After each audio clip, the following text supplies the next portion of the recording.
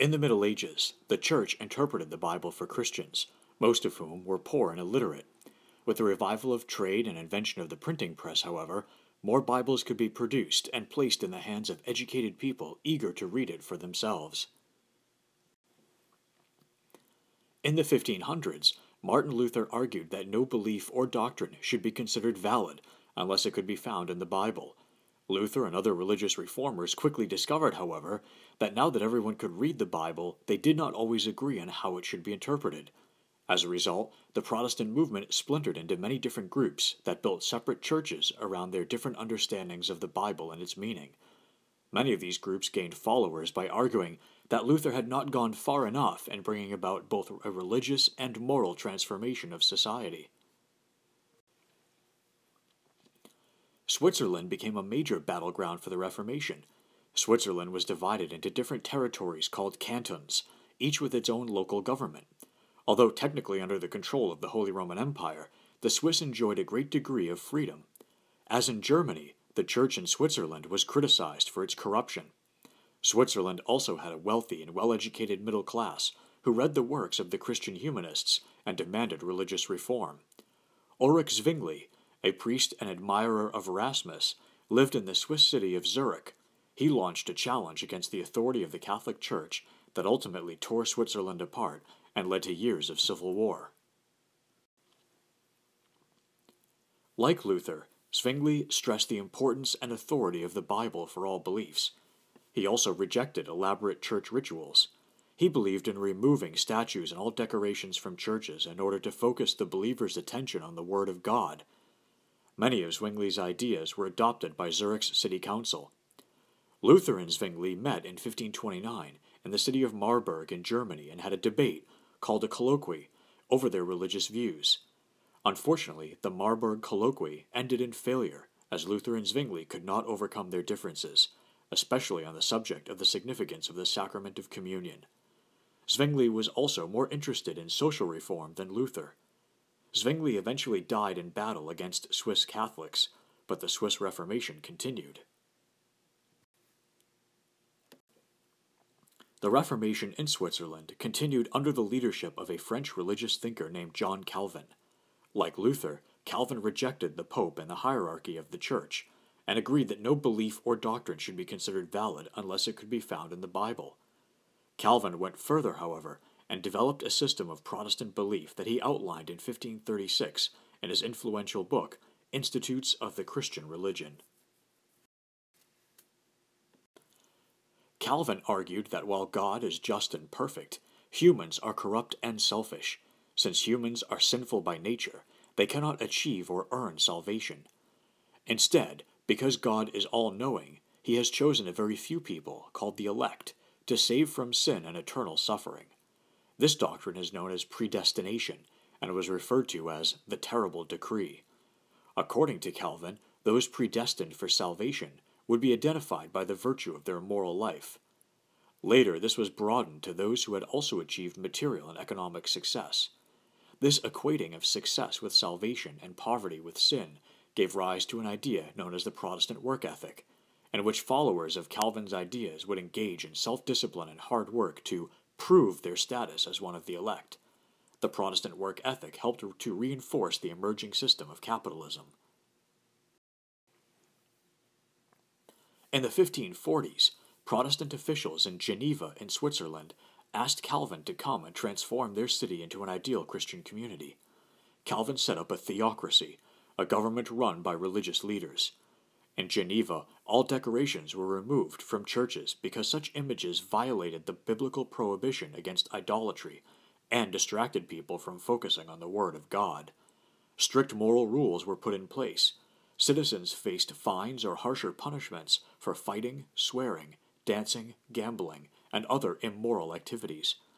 A group of officials, known as the consistory, was responsible for maintaining order and enforcing these strict moral regulations. The Calvinist rulers of Geneva stressed hard work, discipline, thrift, honesty, and morality. To promote his ideas, Calvin founded a school called the Genevan Academy in 1559 to train leaders who would spread Calvinism to new locations. To many Protestants, Calvin's Geneva was a model city of moral Christians. One of Calvin's most successful followers was John Knox, who came from Scotland. Knox was known as the Thundering Scot because of his intense and fiery sermons. After studying in Geneva, Knox brought Calvinism back to his homeland of Scotland. Followers of Knox eventually became known as Presbyterians, because each community church was governed by a small group of respected men called elders or presbyters. These leaders would be elected by the people, and this democratic aspect of Presbyterianism made it very appealing, especially to educated middle-class people. In many areas where Calvinism spread and became a minority religion, it encouraged opposition to the government and its control over religious belief. In the 1560s, Protestant nobles led by Knox succeeded in making Calvinism Scotland's official religion. They deposed their Catholic queen Mary in favor of her infant son. In France, Calvin's followers were called Huguenots. They became a major source of opposition to the French monarchy and fought a series of bloody wars against the Catholics until they were granted toleration in 1598.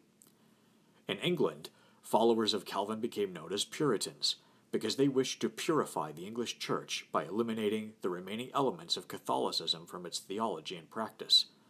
The Puritans overthrew their king in the 1640s after a bloody civil war and established a short-lived republic. In the Holy Roman Empire, the spread of Calvinism disrupted the fragile peace between Catholics and Protestants and contributed to the start of the 30 Years' War, while in the Netherlands, followers of Calvinism revolted against Spanish control and eventually formed the independent Dutch Republic. By the mid-16th century, Lutheranism had become established in northern Germany and Scandinavia, and Calvinism had taken root in Scotland and the Netherlands, as well as parts of Switzerland, France, and Eastern Europe. In England, the split from Rome had resulted in the creation of a national church. Historians use the term Radical Reformation to refer to the period in which new Protestant Christian churches emerged that placed greater emphasis on social and economic reform. They also emphasized equality among believers and were more democratic in their structure.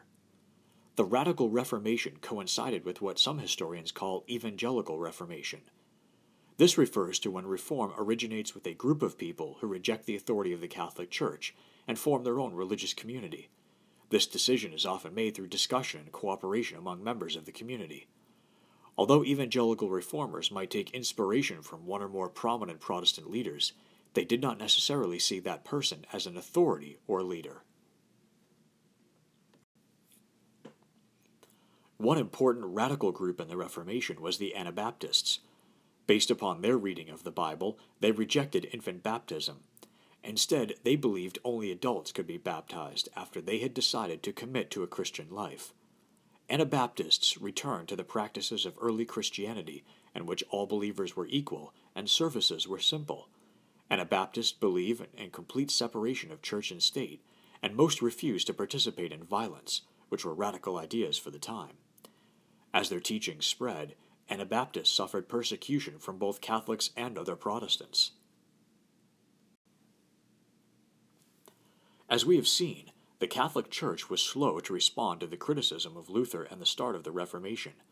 By the middle of the 1500s, however, a major reform movement called the Catholic Reformation was launched within the Church.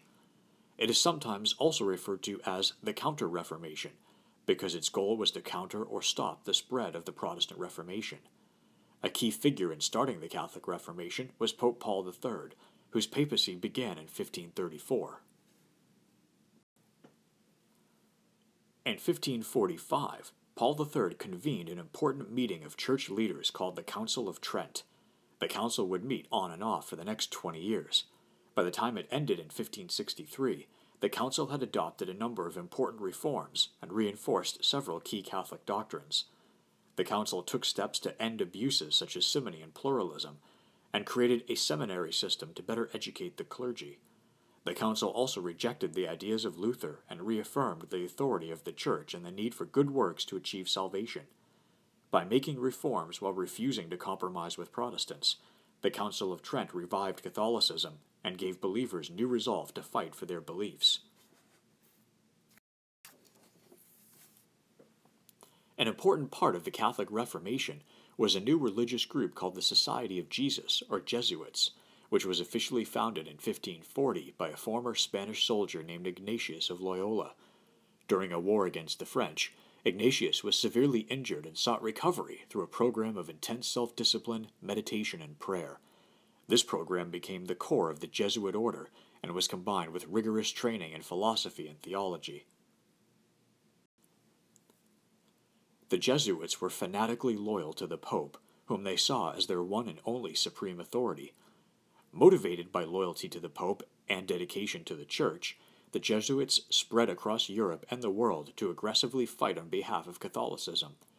Jesuit missionaries carried Catholic Christianity to newly discovered lands in the Americas, Asia, and Africa, where they gained many converts. They also emphasized education and founded many schools all over the world to teach the Catholic faith.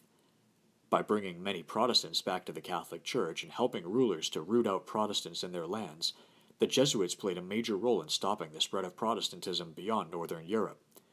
The Jesuits were especially effective in preserving Catholicism in southern Germany, Hungary, and Poland.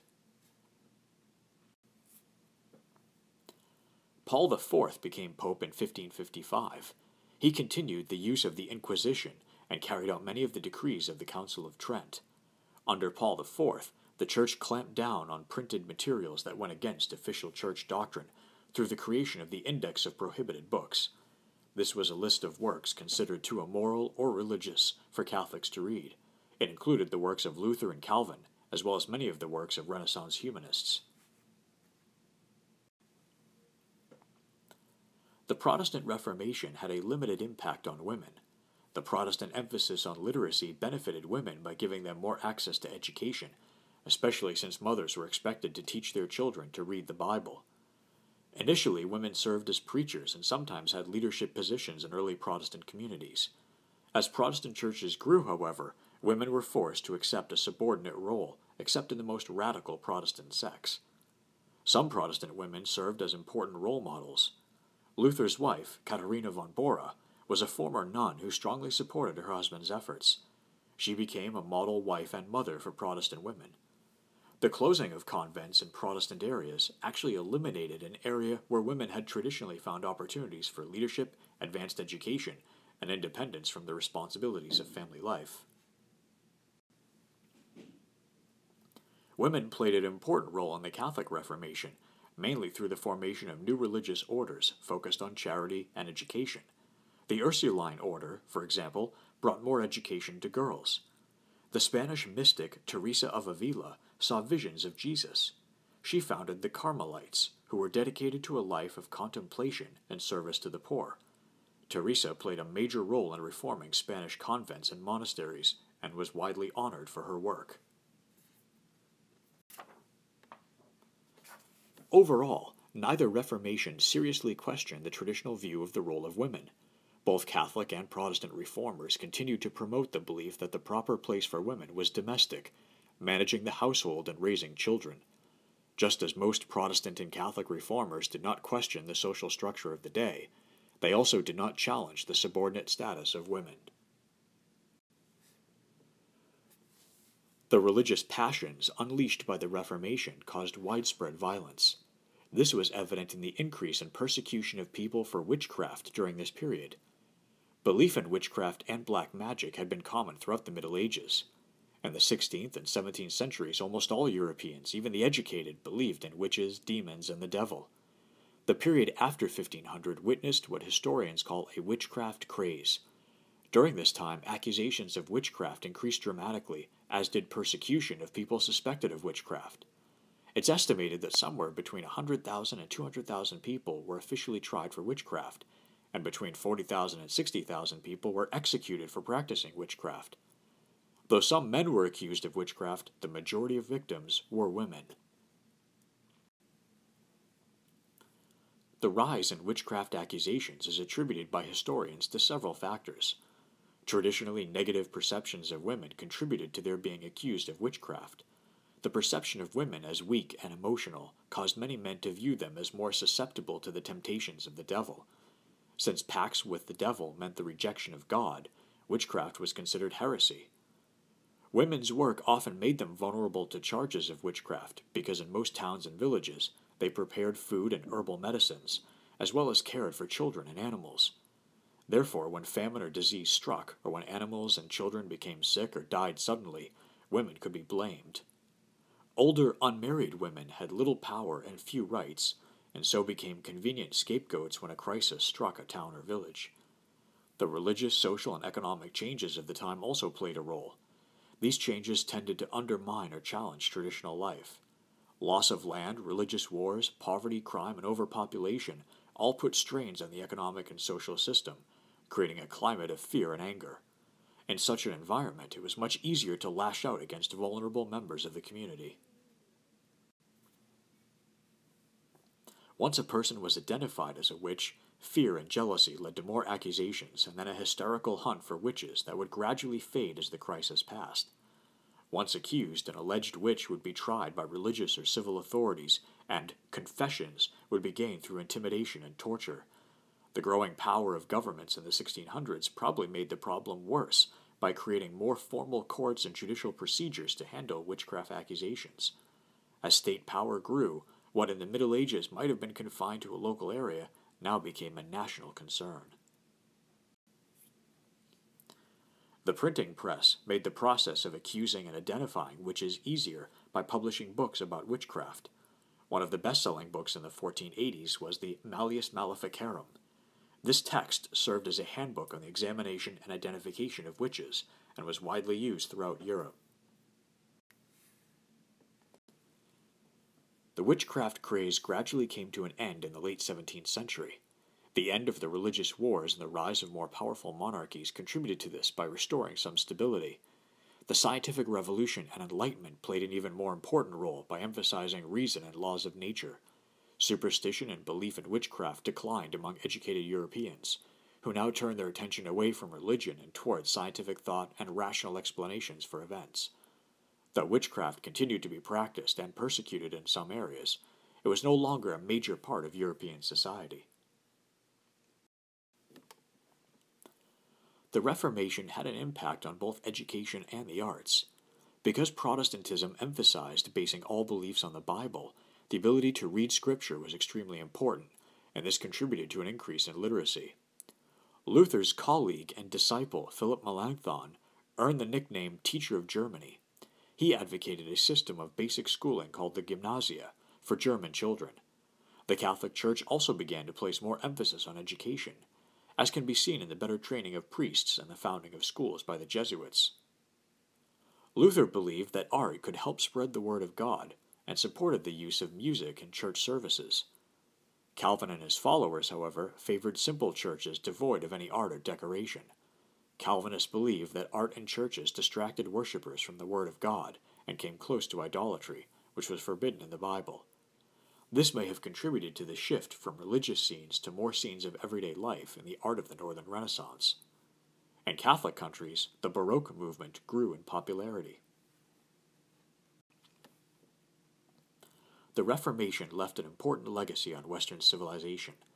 The Reformation ended the religious unity of Europe and produced years of religious tension and conflict.